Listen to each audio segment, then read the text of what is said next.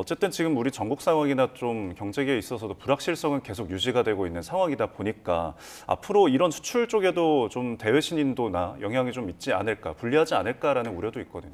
지금 이제 아무래도 수출 자체 숫자를 보면 최근 들어서 수출 증가세가 전년 동월 대비 좀 감소하고 있는 상황이고요. 네. 사실 저희 1, 2분기 경제 성장은 수출이 거의 지탱했다고 봐도 무방하지 않은데요. 지금 수출의 어떤 모멘텀은 조금 빠지고 있는 상황입니다. 거기다가 1월 20일부터 트럼프 2기 행정부 들어오면 그때부터 새로운 정책들을 이제 내놓기 시작할 겁니다. 예. 그런 것들에 대해서 어떻게 보면 지금 외국에서 얘기하는 것 중에 하나가 어떻게 보면 트럼프 2기 행정부의 가장 취약한 경제가 한국 경제일 가능성도 되게 크다. 여러 가지 구조상. 네. 그래서 그런 부분들에 있어서 사실 수출이 좀 앞날이 좀 어두워 보이는 것도 사실이고요. 실제로 최근 들어서 대외경제정책연구원에서 조사를 한번 이렇게 연구를 해보니까 실제로 트럼프의 그 관세, 보편 관세 한 20%가 들어왔을 때 우리나라 수출이 한 222억 달러에서 448억 달러까지 줄 수 있다고 하는데 예. 우리나라 2023년 수출액이 한 6,300억 달러 됩니다. 그러니까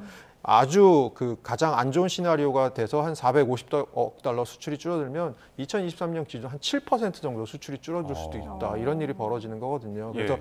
사실은 오늘 계속해서 같은 얘기의 반복이긴 한데 대응이 필요한데 어느 정도로 우리가 지금 대응을 하고 있는지 사실은 트럼프라는 사람을 잘 생각해 보면 굉장히 힘을 숭상하는 사람이잖아요. 예. 리더십이 약한 국가에 대해서는 아마 후순위로 협상을 밀어둘 가능성도 굉장히 큽니다. 야, 너네 나라 리더십부터 회복하고 협상 테이블에 앉아라고 얘기할 확률이 크거든요. 제가 보기엔 그런 의미에서 저희가 조금 대응력이 점점 떨어지는 부분이 있지 않나 보고 있습니다. 예. 교수님께서 그 트럼프 2기가 만약에 출범을 한다면 이제 한미 FTA는 어떻게 좀 전망을 하십니까? 그 굉장히 재미있는 게 있습니다. 그 이전 정부, 문재인 정부 때 2017년 6월에 미국 워싱턴 DC에서 한미 정상회담이 열렸는데요. 이때 예. 갑자기 실무자 간의 협의도 없었던 트럼프 대통령이 한미 FTA 재협상을 하겠다고 갑자기 기자간담회 때 예. 얘기를 해버립니다.